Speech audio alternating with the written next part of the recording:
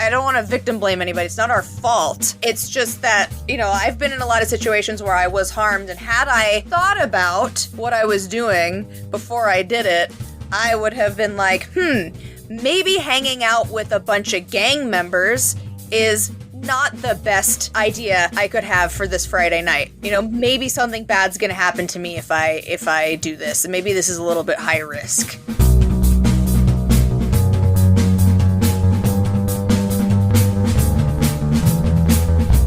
Hello and welcome to another episode of Bunny Hugs and Mental Health, a free safe space for people to share and learn from others' experiences with mental health and addictions. I'm Todd Rennebaum, suicide attempt survivor and a recovering substance abuser. Hey, do you like lovely, charming people? Well, then you'll like my guest this week. Her name is Xannie, and she is the host of a YouTube channel and podcast called the BPD Bunch. That stands for Borderline Personality Disorder. There's a bunch of hosts of the show, actually, but she's the creator of it. She was a guest on the podcast already 2 or 3 years ago. So we're catching up, and she's really going to be talking about recovery this week, because technically she doesn't consider herself to have BPD anymore. She's recovered, or in recovery. I'll let her explain. But hey, you may have noticed that episodes no longer come out on Saturdays. I'm switching it up a bit, nothing wrong with a bit of change. So now episodes are coming out on Thursdays. If you, prefer to listen to it on a Saturday morning, then you can still do that. Plus, you may have noticed there's episodes on Tuesdays now. That's with my good friend Taz Norris, or Big Daddy Taz is his stage name. He's a stand-up comedian, and we just chat about mental health stuff. If you like candid conversations with two goofy guys talking about mental health, you'll love it. Those episodes are always evolving too, and we're adding different things and trying different things there too, and I love it. Taz is a great guy, so I hope you enjoy those. Those episodes I call Todd and Tazzy Tuesdays. Quickly, I want to give a shout out to my friend Nicole Hebert.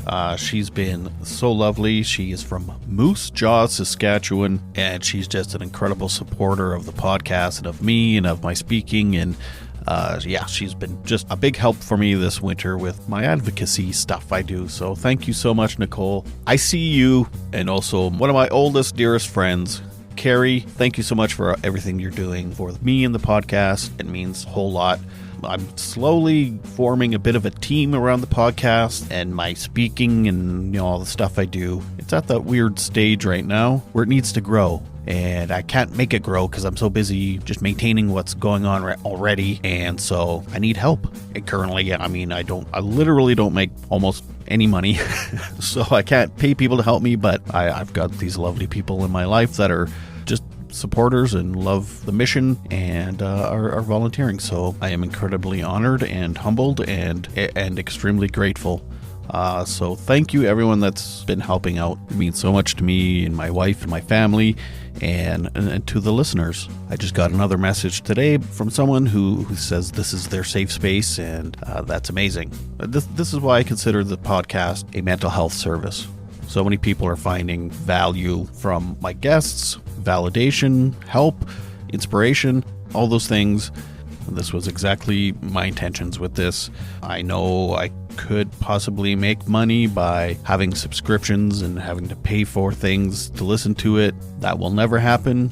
I will never want anyone to have to pay to listen to this podcast. Sometimes that means I have to sacrifice finances and my own mental health to be able to do that. But to me, it's worth it. I've been in dark places, very dark places. I'm a suicide attempt survivor. And I just don't want anyone to ever have to feel alone. So again, thank you for all the listeners. Thank you for all the past guests and sponsors. And now this team that's slowly building. I think it's a worthy cause. This isn't about me or my ego or trying to become famous or rich or anything like that. I mean, it's mental health. I don't know anyone that works in mental health or addictions that's wealthy. So yeah, I'm just extremely grateful. If you are enjoying the show, please rate and review. That's like one of the easiest things you can do to help. Well, maybe the easiest thing is actually telling other people about the podcast. Really push it to your friends. If you hear an episode, even if it's just one episode that you really love, push that one episode to people. There's also my website, bunnyhugspodcast.com. There's my kids book on there. You can order that. Buy me a coffee. Actually, Buy Me a Coffee has a new thing where you can click a thing and it comes out of your account automatically monthly, 1 or 2 coffees, whatever you want, so you can help support that way. On the website, there's also stuff about my speaking. If you are interested in having a guest speaker at a function of yours or whatever, that's all there too. There's lots of ways to help this worthy cause, this free mental health service. Any of that stuff would help. Anyway, I hate sounding like I'm begging. I have a hard time asking for help, so I did it. Yay me. But now with the episode, borderline personality disorder and recovery. So without further ado, I give you Xannie. Like, I'd rather have a broken arm for a week than have a cold for a week. Yeah, I can relate to that. I mean, I always feel like I get trapped in my body. Yes. And, like, my mind is going, but my body won't move. And then I'm like, but I have all these ideas and nowhere to put them. That's actually how the BPD bunch started, was that I had COVID and I couldn't do anything physically. Like, it took, like, 3 months for the symptoms of COVID to completely disappear, like the fatigue. And so I was on the couch, exhausted, and was like, I've been thinking about starting this mental health show about borderline personality disorder. And every time I try to get up to do something physically, I get tired after like 20 minutes. So I'm just gonna start this Instagram account and see what happens. And then it exploded from there. Definitely feel that feeling stuck in your body. Like, just yesterday, I was like, I am so uncomfortable everywhere. Sensory things is a thing. So it's like every time I breathe, it hurts. Every time, like, it must be a virus or something, because I got like mouth sores too and stuff. So it's like I can't even eat. I can't drink. Everything's just, none of the pain is like over the top, but it's just all encompassing. And it's just like the most, like, it felt like a little kid, like on his bed, just kicking and like I wanted out. Ugh. It's the worst. But I breathed last night, so it was good. I'm on the up and up. Yay, breathing. Not dying. We start dying from the time we're born. Yes. I mean, yes, but not actively accelerating the process. Right. Do your BPD symptoms manifest more when you're sick? Oh, that is a good question. I don't technically have BPD anymore. Right. So I guess I would say sort of, in the sense that, like, I think everyone being sick is a vulnerability factor for most people. And when I say vulnerability factors, there are things in life that we all experience that either make us more resilient to or more vulnerable to our negative emotion states. Sickness, stress, those are some of the things that tend to be vulnerability factors for most people. So I guess I would say, in the sense that being sick makes it harder for me to regulate my emotions, yes. But since I don't technically qualify for the diagnosis anymore, it's just, I don't know if it's any more or less than other highly sensitive people. That's a good answer. I guess being in recovery of addiction, too, it's like I probably slip into addictive symptoms or traits or something when I'm sick, too. And yeah, I mean, also there's a difference between urges and behaviors. Right. I don't crave alcohol or drugs when I'm sick, but I might slip into the old behaviors. This is fascinating. This is award-winning stuff. Award-winning stuff right here. I don't know, maybe not. So, are we? Is this the episode, by the way? Yeah, it is. Yeah. Of course. I'm like, we didn't do an introduction or anything, so I'm just like, okay, I can't remember how it started the last time we did an episode. I was like, did we just start talking there then too? Yep.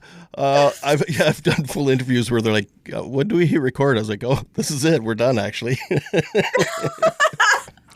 So why do you consider yourself cured? Oh, I mean, So I think that the problem with the word cure when it comes to a lot of mental health disorders is that it's not the same. I think a lot of mental health things are not the same as certain. I mean, this is a little bit reductionist because, like, you are often permanently changed by physical illnesses too. Like, there are remnants of things in your body, even though you are technically cured of something. But to reduce the word cure, we'll just say that cure more or less means, like, not having something at all. And I think with most mental health disorders, if you look at the symptom lists, like, there's a reason why you have to go to a professional to get diagnosed, right? Like, anybody could open the DSM and look at the criteria for something and be like, well, I do that sometimes. For tons of different disorders, right? What is the difference between just average human struggle and disorder? Clinically, it has to cause significant amount of psychological distress and dysfunction. Usually clinically it has to be in at least 2 areas of life, I think. Don't quote me on that, but I'm pretty sure it has to be in at least 2 areas of life, and it has to be impairing. What's considered an area of life? Like work? Yeah, work, school, like relationships. And so it's not just that something is a struggle, it's that something is a significant struggle to the point that it interferes with your ability to do life. Right. And so when we think about cure in mental health issues, it's kind of a gray area because the goal is almost never to completely get rid of something, because you wouldn't even be a human anymore. Like, if we think of the 9 criteria of borderline personality disorder, like, the first one is frantic efforts to avoid abandonment. Now, you can get rid of the frantic efforts part. Like, you can control yourself to the point of not engaging in that behavior. But most humans, because we are social animals, fear abandonment and may have urges to act in frantic ways to avoid that abandonment. And so it would be really weird if someone's, like, fear of abandonment completely dissipated, right? It's a normal thing to fear being left because we are social creatures. And there's some aspect of that in all of the 9 criteria, even dissociation, right? Like, zoning out is a light form of dissociation. People do that regular average people do that all the time. So the goal is not to eradicate these things completely, but to get them within the average human range. And that is kind of a fuzzy area because it's not like there is an exact number where for sure you have slipped from being an average person to having psychological dysfunction. I kind of gauge it on the functionality aspect. There's a huge difference between symptom remission and actually being functional, because you can just avoid triggers to not experience symptoms. Right? And it's like, I don't drink anymore, but I still have all the behaviors or all the symptoms of an addict still. But it's like, they're called a dry drunk. It's basically, you're still an alcoholic, but you're just not drinking. Gotcha. Yeah. So I think what I'm thinking, like, one of the best examples for BPD that I can give is some people experience a reduction in symptoms simply by avoiding having close relationships with people. Right. Okay.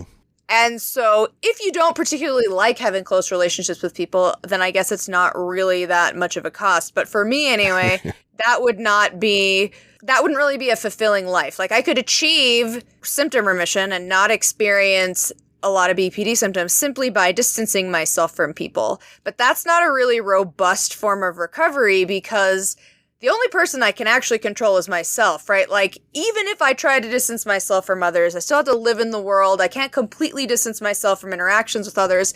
And so I'm always going to be, if I do that, I'm always on the precipice of being confronted by other people and having to deal with my interpretations of their reactions and all of that. And it makes it very easy for symptoms to just come back if I happen to be in a situation where I am close to someone or have to interact with somebody. Achieving a more robust, what I call functional recovery, is not only a reduction in symptoms, but an ability to do the things that are meaningful to you. So for me, that is being able to have close, meaningful relationships. And functional recovery is a little bit more robust because you are not avoiding the things that set you off. You are learning how to interact with them effectively. And I think one of the challenging things for a lot of people with mental health conditions, not only BPD, but I think a lot of us do have a bit of an idealistic and unrealistic expectation of what the normal person experiences.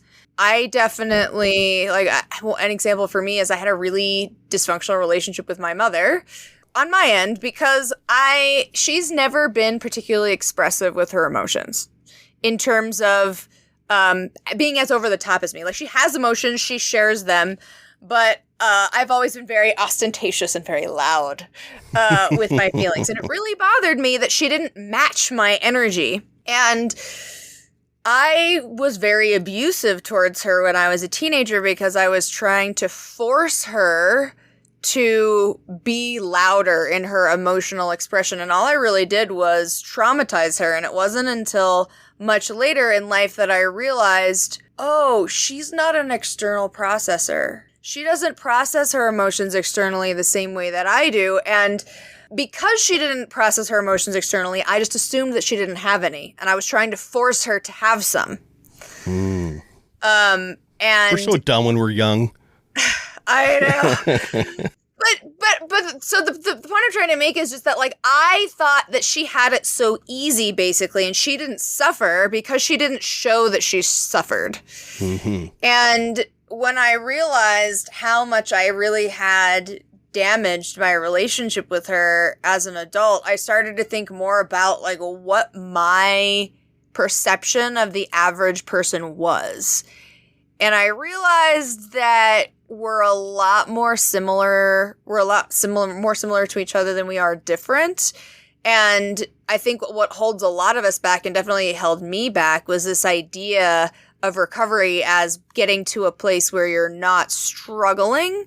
Because I think struggle is part of the human experience that, I think everybody has this moment where they're like, am I going to be struggling forever? Yes. As long as you are alive, yes. I told my son that the other day, and he was like, for fuck's sakes, he was so mad. But the thing, it's important though, and it sounds at first, it sounds a little bit like disheartening. Yeah. But I think for me, I realized that in a way, I'm not special in that way. Yeah. Right? Every human being will struggle, and even the people who you think don't struggle, they struggle. They struggle with something. And if by some miracle they haven't experienced it yet, they will. Because I mean, I think a lot, I'm one of those odd people. I think about death all the time.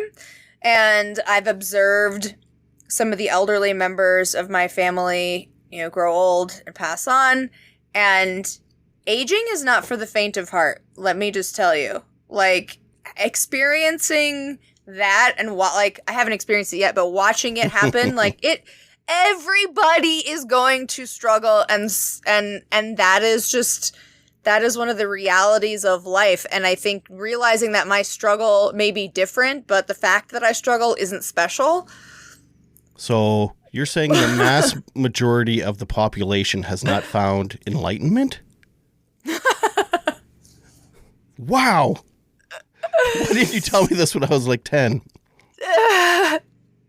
Yeah, well, I think there was a time I was so focused on my emotions, and I really didn't, I did not see the things that people were going through behind the scenes, because I think they hid it better than I did, maybe.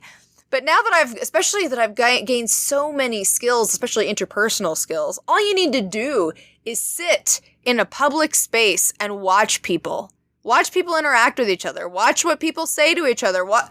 Humans have a lot of struggle, okay? Like, that is just the part of being human. And then it's like, okay, well, am I struggling any more or less than the average person? For me, when I get to the point where it's like, not really, I'm like, okay, I don't have BPD anymore.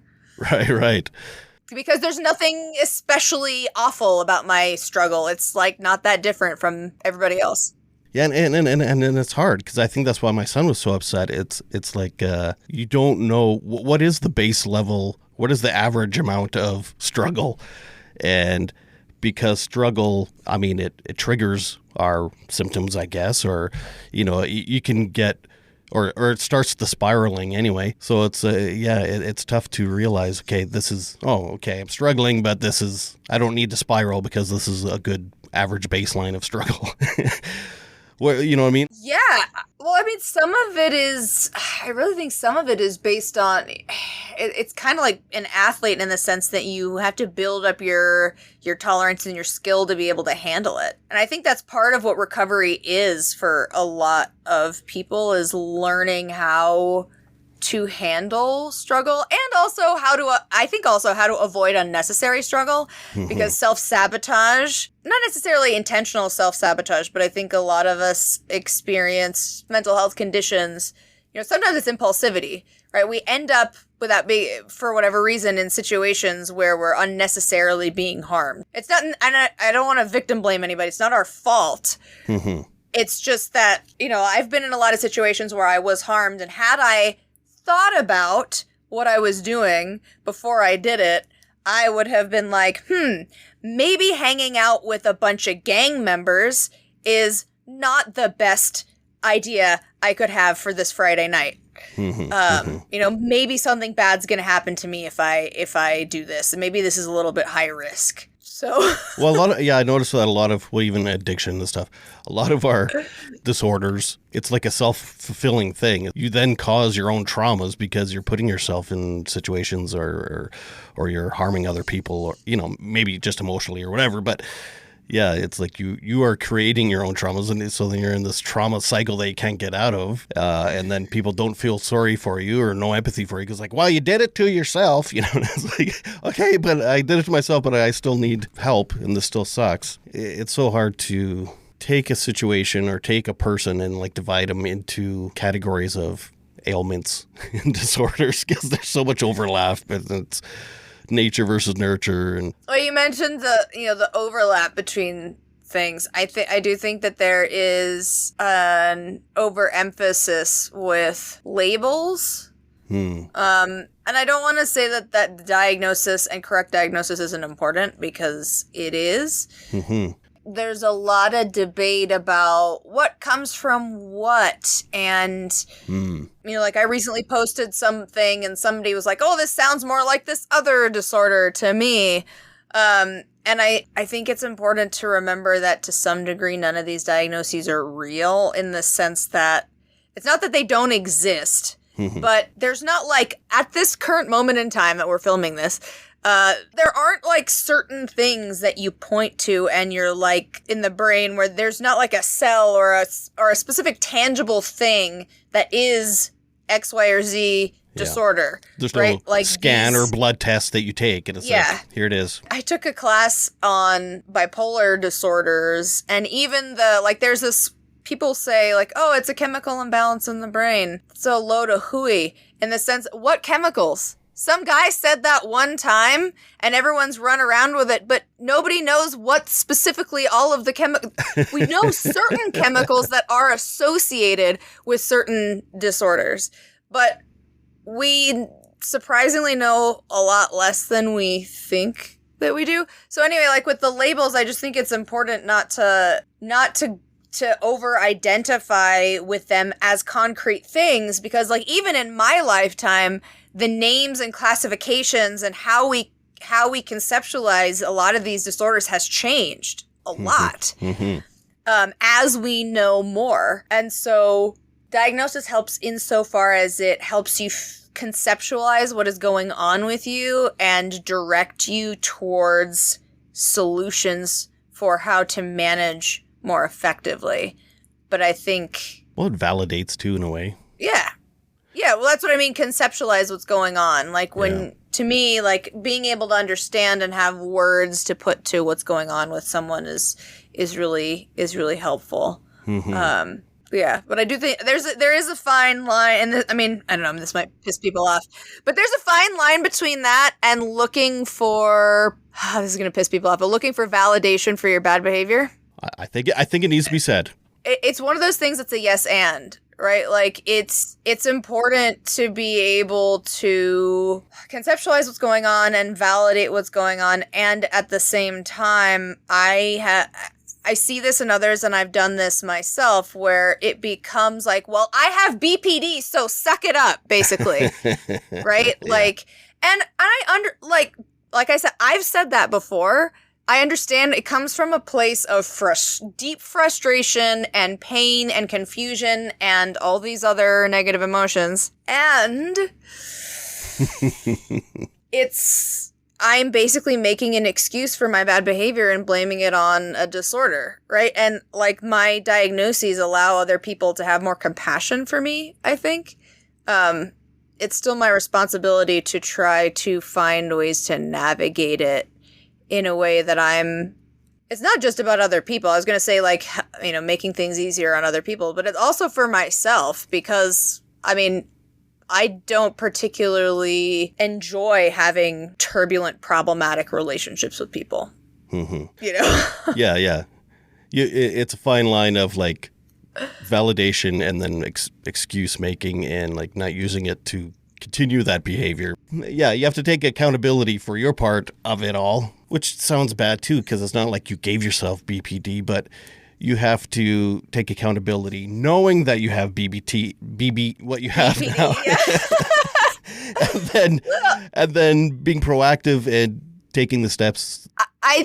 It's interesting because I think you kind of end up in this almost paradoxical situation yeah, where because you have BPD, because when I had BPD, seeing nuance and being able to understand that two seemingly opposing things can be true at once is really hard. And so somebody listening to me right now who is maybe in the thick of that might really struggle to understand that I am both blaming that I'm not blaming them and I am holding them accountable for their behavior, right? Like that to the person I used to be sounded only like blame. The only thing I could hear was blame.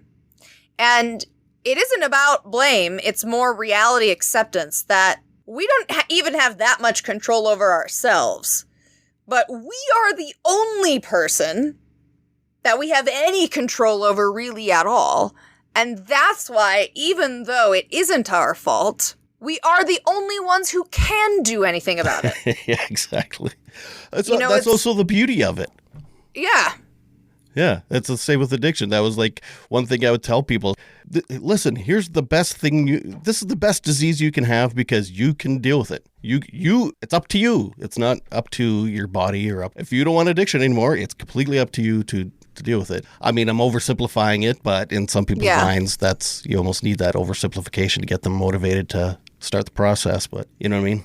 Because it's a hard. Recovery of anything is extremely difficult. Yeah, it's extremely difficult, and there were phases when I didn't want to do the work, you know, and I think that's also an important thing to phase to recognize. I don't know if I don't want to say it's okay because obviously it's still creating destructive patterns, but I think it's not linear healing. Yeah, it's not linear. There are times when the work feels like a lot, and I guess it's okay to acknowledge that is maybe what I want to say is that there are times when it feels like too much, and I don't know, I guess I think it's better to be honest, and because there were times where I didn't think I could tell people I didn't want to do the work because they would, I don't know, think of me as a horrible person, and so I made promises that I never intended to keep. Mm-hmm. And I think it's much better to just be honest with people and say, I'm not in a place to do the work right now. I don't want to. That's great advice. Because if you hide that, I mean, you're basically trolling for a relapse. Whereas if you're just completely honest, I think the problem is it makes people lose faith in your word, because the day when you are ready to do the work and you say, "Oh, I am serious about it this time," no one will believe you because you made that same promise in the past. And the problem is that you end up burning all of your resources out. This episode is brought to you by State Farm. From your morning podcast to your afternoon playlist, State Farm knows you personalize your entire day. And that's why State Farm helps you personalize your insurance with the State Farm Personal Price Plan. It offers coverage options that help protect what you care about most at an affordable price just for you. Like a good neighbor, State Farm is there. Prices vary by state. Options selected by customer. Availability and eligibility may vary.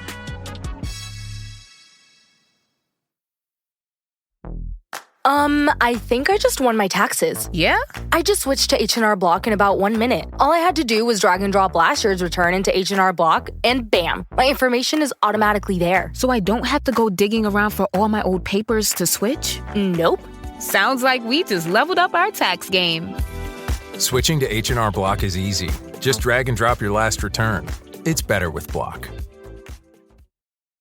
So good, so good, so good. New markdowns up to 70% off are at Nordstrom Rack stores now. Fresh kicks, spring tops, new dresses. There's always a score. I mean, the denim section is unreal. Why do I rack? All the dresses. I always find something amazing. Head to your Nordstrom Rack store to find can't-miss deals on all the spring things. Great brands, great prices. That's why you rack. I think you're on mute. Workday starting to sound the same? I think you're on mute. Find something that sounds better for your career on LinkedIn. With LinkedIn Job Collections, you can browse curated collections by relevant industries and benefits, like flex PTO or hybrid workplaces, so you can find the right job for you. Get started at linkedin.com/jobs. Finding where you fit. LinkedIn knows how. Right. Because you keep, and the hard thing is that you have to be honest with yourself, because there were a lot of times I made promises to change, like trying to convince myself that it was true, even though if I'd really sat with myself, I would have been like, eh. So you got to sit with yourself first and be like, am I in a place to really do this? Yeah, this is good stuff. I don't. I mean, if for people that can relate. Yeah, it's a complicated place. These are the kinds of things that I sometimes wish I could talk about more, but it's hard. Like I said, it's hard for somebody who is deep in it to be able to hear the nuance. And I recognize that. I recognize that it's easy to really latch on to one part or the other. Like it's entirely my fault, or it's entirely someone else's fault, or it's like it's on other people to make my life better, or it's on me to make my life better, and it's not really one or the other. I mean, even when I say that we're the only people who can really control ourselves, I'm also not discrediting the fact that your environment does make a difference.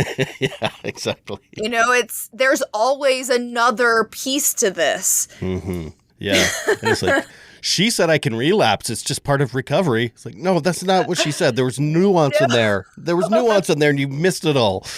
Yes. Yeah. Oh, yeah. God, it's so true. Because it's all or nothing thinking, and it's like your brain transforms whatever anyone's saying into what you want to hear.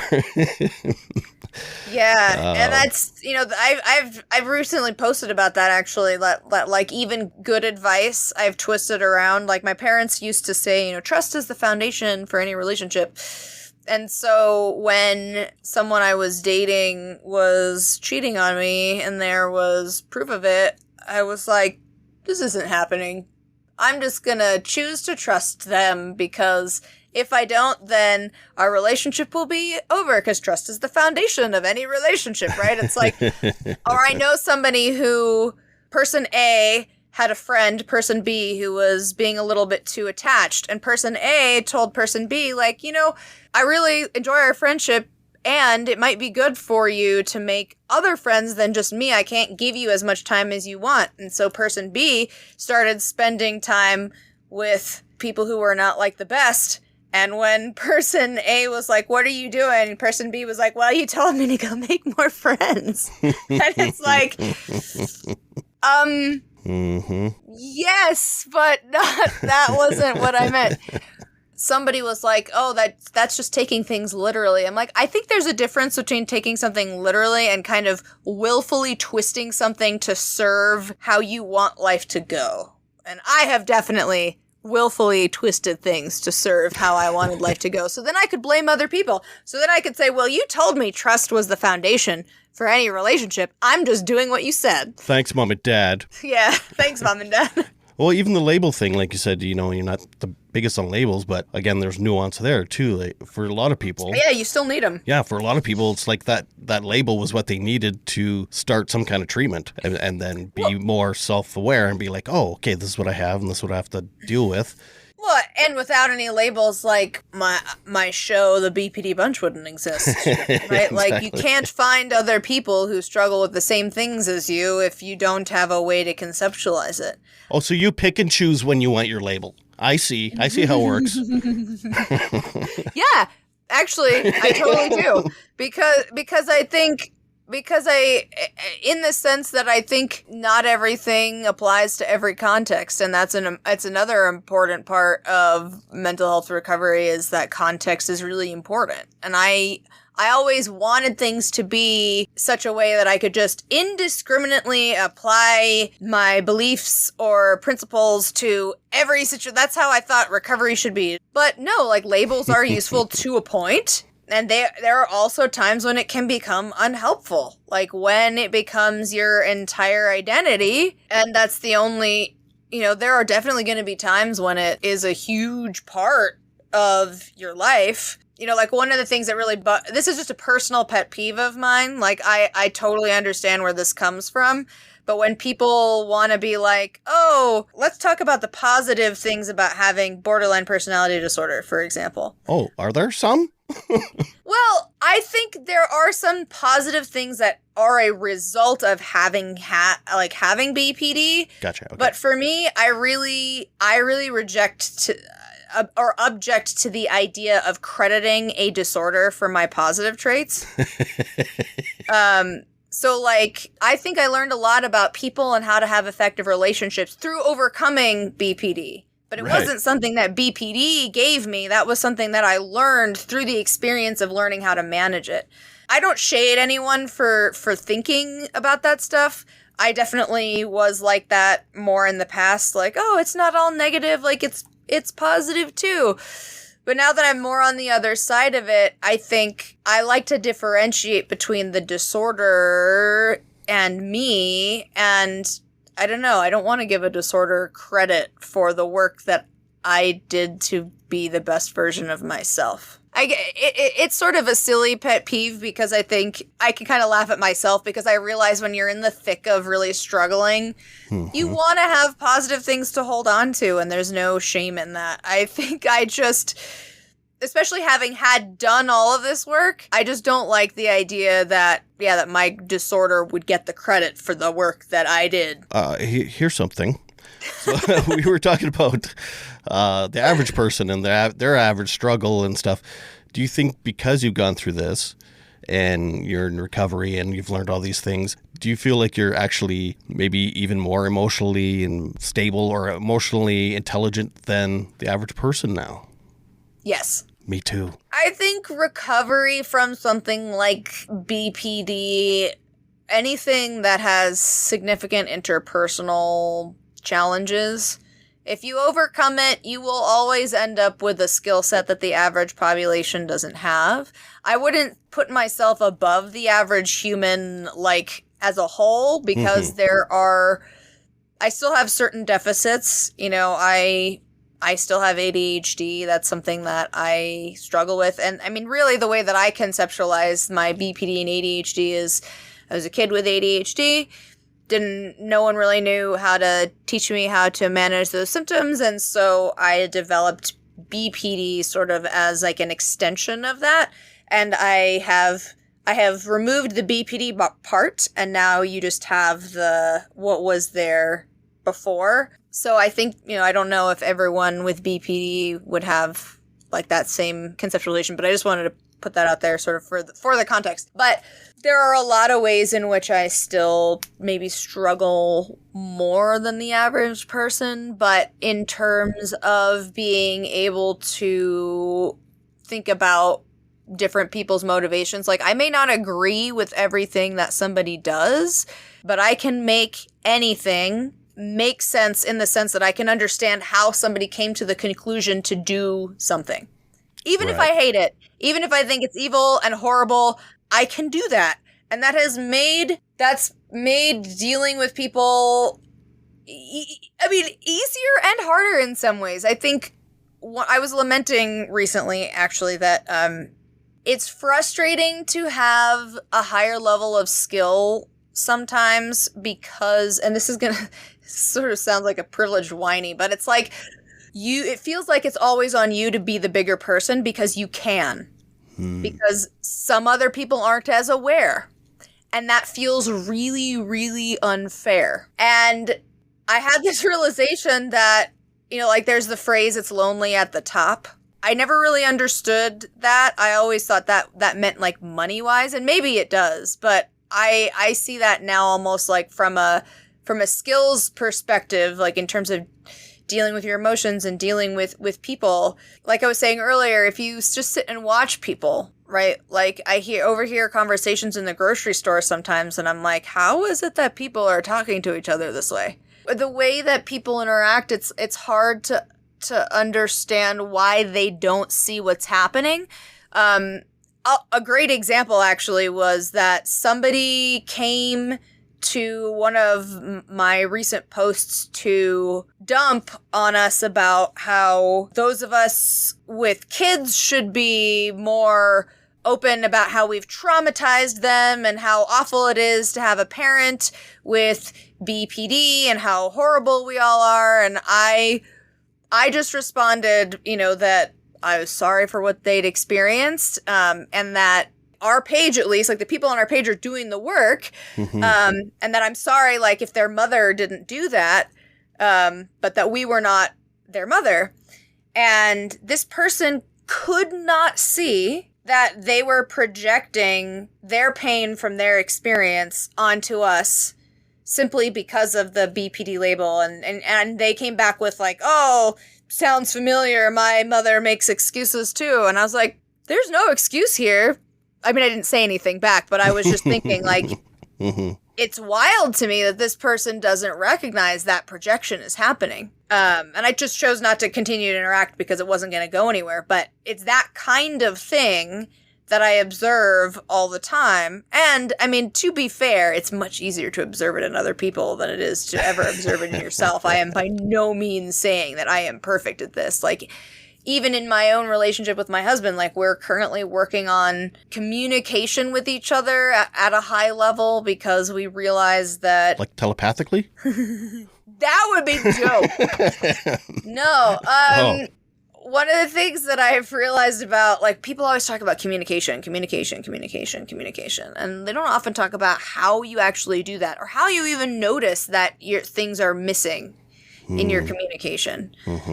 And I realized recently that my husband and I have gotten into this pattern where we are not, like, we're speaking to each other, but we're not receiving what the other is actually saying. I finally, we've been together almost 8 years, and finally this year it became very clear to me that we both speak a different language.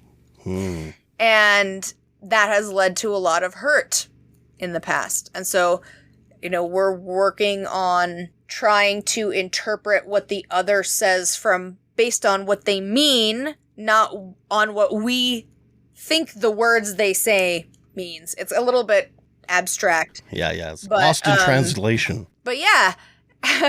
So I just want to say I'm not perfect at this, but I do think that that's kind of the beauty of struggle, maybe, is that overcoming struggle gives you skills that you can apply to other areas of life, things that you wouldn't have otherwise. And these are the skills that my specific struggle gave me. I think other people have skills that their specific struggles gave them. And, you know, this always used to bother me. My mom was like, we're grateful for the challenges of the day. And I was like, that sounds like somebody who doesn't struggle. But it's not true.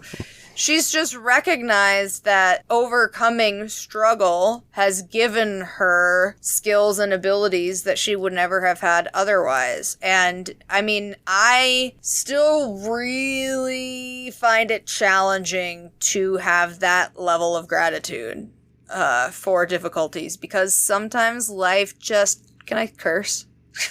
Life just fucking sucks, you know, sometimes. And it's, and in those moments, those kinds of things have just really irritated me. But I think it's a path. The further along you get, the more you realize just how much what you focus on really does dictate how you feel to a large degree. It's not 100%. Like choosing to focus on what I can get out of a negative situation almost always leaves me better able to deal with it and feeling better about it no matter how it goes than if I'm focusing on how much the situation sucks. Not necessarily and you're not talking like a traumatic situation, just a shitty situation. I mean, even I guess it could be traumatic, but I know what you mean. For me, well, it's not like you just watched your dog get run over and you're like, what am I going to learn from this? I'm so grateful for this moment. No, it's not that. It's, you know, I think it would, in something like that, it would be the gratitude. And I actually had to experience the day before New Year's Eve, 2023. She didn't get run over, but our dog was coughing and we took her into the vet and we had to put her down that day, actually, because she had a very aggressive form of lung cancer that had developed extremely rapidly.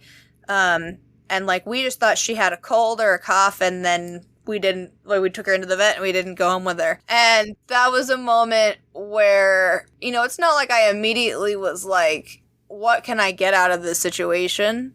But, you know, because it was like the worst timing. You know, it was like New Year's, all the holiday stuff is going on, and here now I am going to be like a sad sack, right? And I was like, but I chose to focus more on being grateful that I knew her instead of sad that she was gone. And actually, I kind of did both. Right? There's the nuance. There's the... Yeah, I would crying and like really upset about it. And I was like, I always remind myself that pain is proof of meaning in terms of loss, because that's always been really difficult for me. When I lose someone or an animal, whether it's to death or like the relationship just ends, I've always struggled with this thought of like, what was the point? If I'm going to feel all this pain, what was the effing point? I still feel things deeply. It's not like recovery has changed that, but my relationship to my feelings is different, and now I can kind of take comfort in the pain, in the sense that this pain is proof that she was here. My beautiful baby girl dog was here. This is proof that she was here, and she lived a life that people cared deeply about her. And in a way, it's like I'm honored to feel this pain because it means that she had value to me. And it's hard to stay in that space for sure, right? Like, it's easy to do that the first day and think, oh, look at me, I'm so evolved. You know, and then a few months later, there was this moment where I just felt so devastated she was gone. Right. You know, but I try to get back to that place and just remind myself, this is proof that she was here and that she mattered. And that helped me to have a different relationship to the pain, which made it easier to tolerate. Well, okay, how do you think the situation would have happened if you hadn't been in recovery? I would have been suicidal. Yeah. Because for a lot of different reasons. So I experienced all 9 symptoms of BPD. One of those is having a very unstable identity. And most of the time what I found my identity in was my emotion of the moment or a relationship. And I really struggled to see past painful situations because it felt like that was all that would ever exist. And, there was one relationship in my early 20s that sounds ADHD ended. in a way too, though. Yeah, I mean, that's what, it's a combination, right? Like, in my early 20s when I had this relationship end and I was depressed for basically 2 years straight, no matter what I did, the pain just didn't really go away until eventually it did. If you've ever been severely depressed for that long, you know that it eventually just starts to get to this point where you just don't see an end. And I think that kind of sensitized me also to, like, whenever I felt anything close to that, it was like, it was never as bad as that time, but I was always afraid that it would be. It's almost like PTSD in a way. You cause your own trauma, right? Well, on the flip side, I was able to tell myself, like, you've gotten through this before, you will again. But, like, any time I experienced a long depression, it was hard to keep saying that. Yeah. Well, for me, it's the skills I've learned is, like, to be more self-aware quicker and then being able to change my behaviors. Well, I don't take myself so seriously anymore either, in the sense that, like I've been in a slight depression for the last 2 weeks. In the sense that and I say slight from the sense that, like, things don't seem that exciting. It's really hard to wake up. Like, I'm more of a fog no matter what I do. And I know that this is a mood state that will lift. This happens a lot this time of year. And instead of allowing my thoughts to go down the spiral, I sort of separate myself from it, and I'm like, okay, this is how my body's feeling. I think I'm gonna have I'm sorry. The ADHD thing, I don't always finish my sentences. So if I don't finish something, you can jump in and be like, what did you say? But I tell myself essentially that I don't need to take that feeling so seriously because I know where it's coming from and that it will eventually pass. I think one of the issues that I've had is that I compound my depression by thinking of it as the end of the world. And I ruminate on it and I ruminate on it and I ruminate on it. And there are definitely times when it's hard to avoid that. But wherever I can, and I'm not avoiding my emotions, right? I'm not pretending they're not there. I accept that my depression is there and that for this moment, I can't seem to make it go away entirely. So I'm just going to let it exist and let that be it. And surprisingly, I have learned to be able to have multiple emotions at once.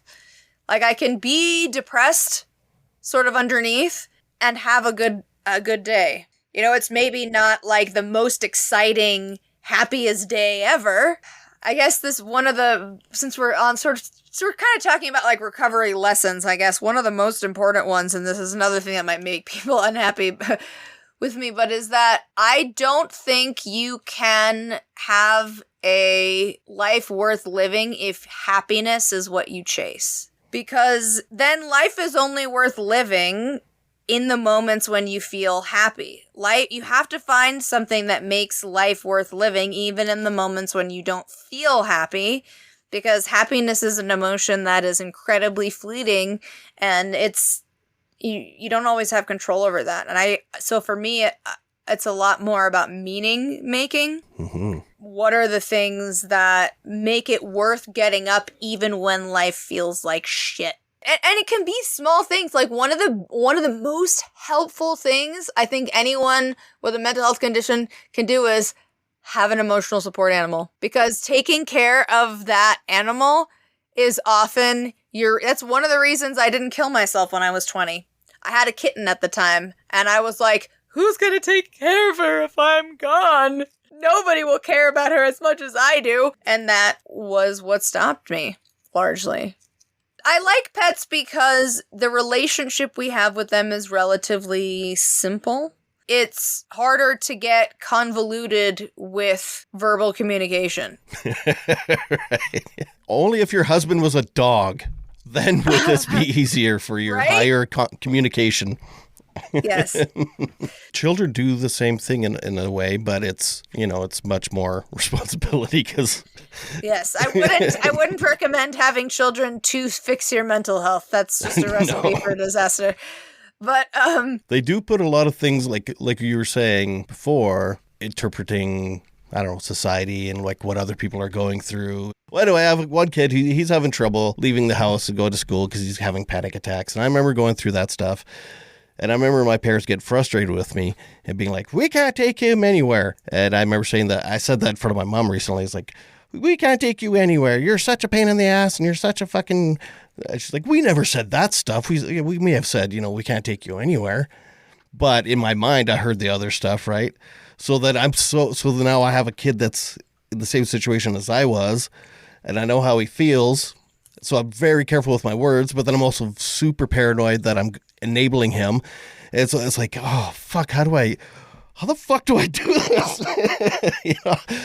So I actually asked him, like, do you need some tough love? And he's like, no, I already call myself names. I'm like, no, like a football coach, not calling names, but more like, all right, get off this thing. And it is so fucked up and complicated. And having kids does, like, put things in perspective that stuff that you thought were in perspective.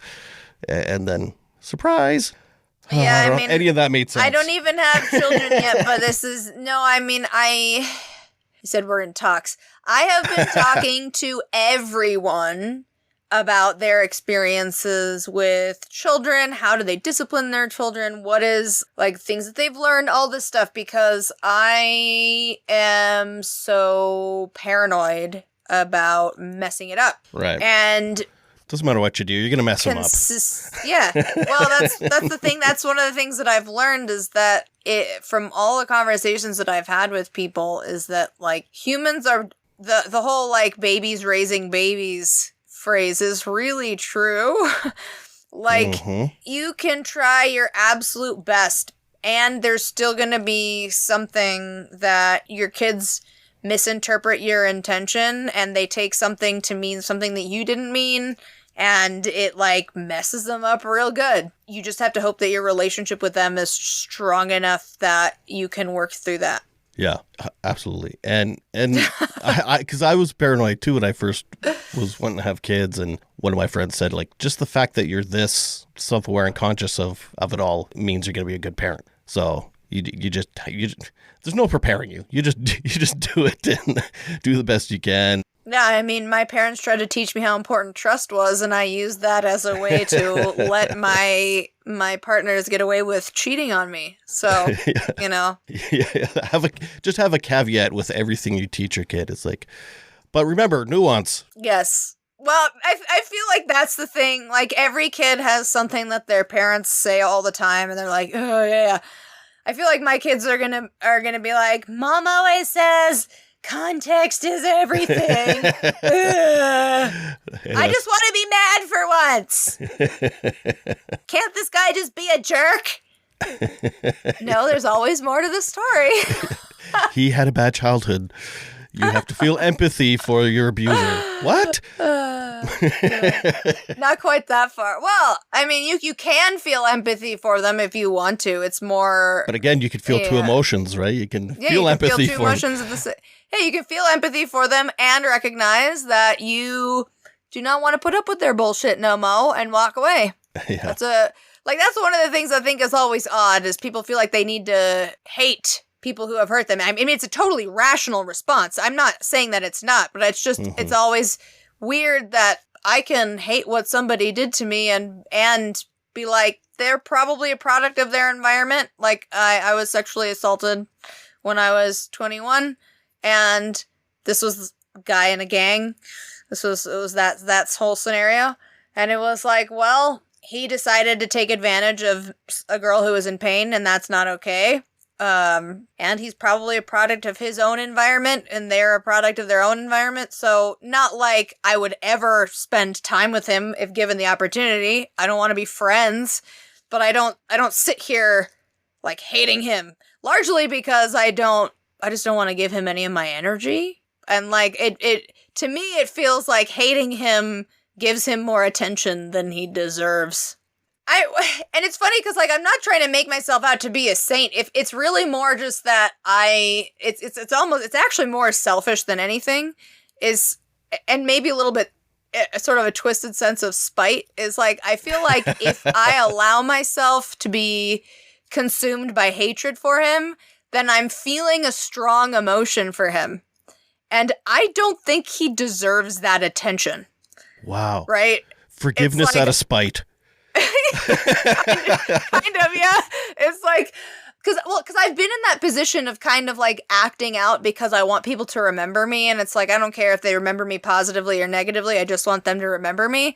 And in some ways, the best revenge is to just not think of those people at all. Right. Yeah. I love that, though. That's like a cool band name or something. It's like revenge out of, or forgiveness out of spite. It's like, God damn it, they forgave me. Fuck. It's like, ha ha ha. I forgive you. Well, it's amazing too what, like, I think going back to the labels thing, part of why I think we need to be cautious of over-identifying with the labels is that, like, what you believe and what you think about yourself and reality has such a huge impact on your brain itself. Like, we did an episode at the end of the last season of the BPD Bunch where we were talking about, like, do I still have BPD?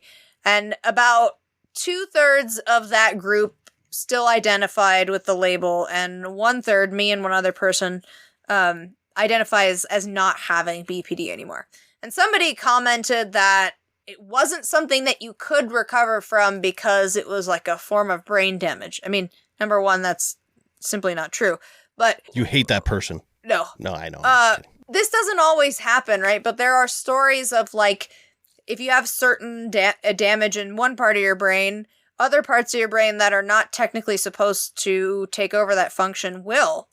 Depends on what it is, right? But the parts of your brain are actually a lot more versatile than people think, and we're not as static as we think. Like, skills training can change your brain to a pretty large degree, and I think I didn't used to believe that. I always thought BPD was for life, and if I'm really honest with myself, the reason I thought that was I wanted an out. I knew you I were always say wanted that. to be. It's true. I always wanted an out.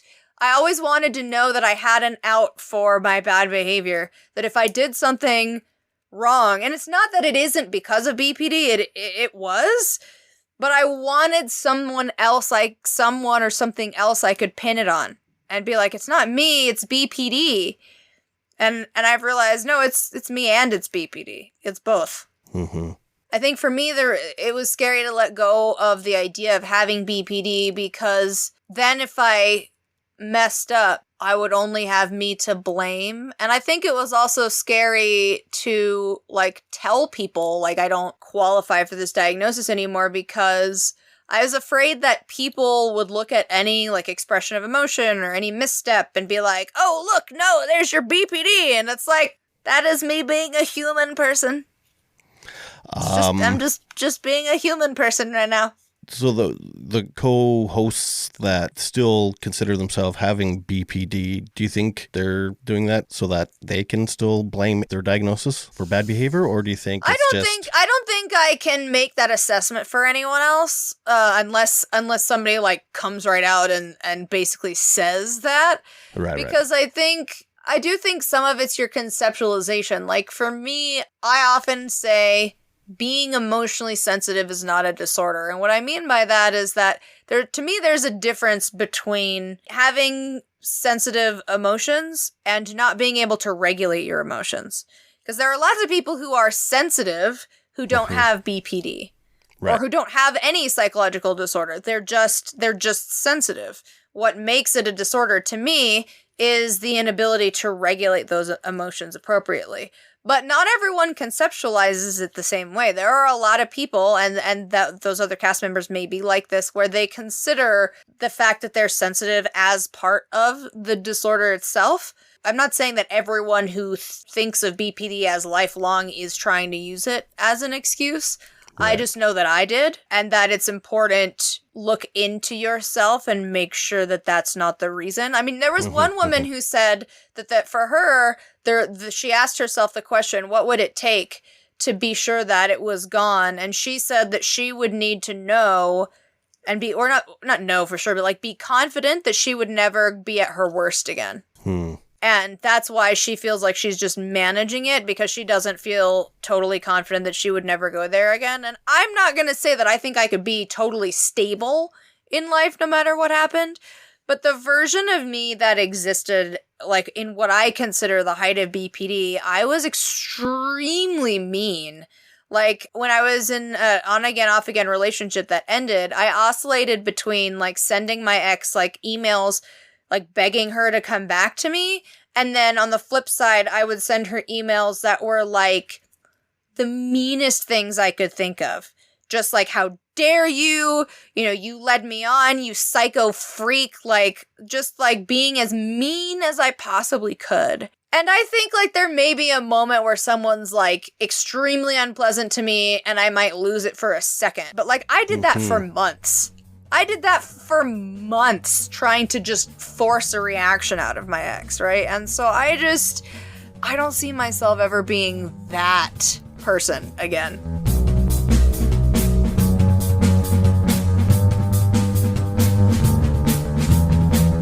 Thanks, Xannie. You're a real inspiration and just a real stand-up gal.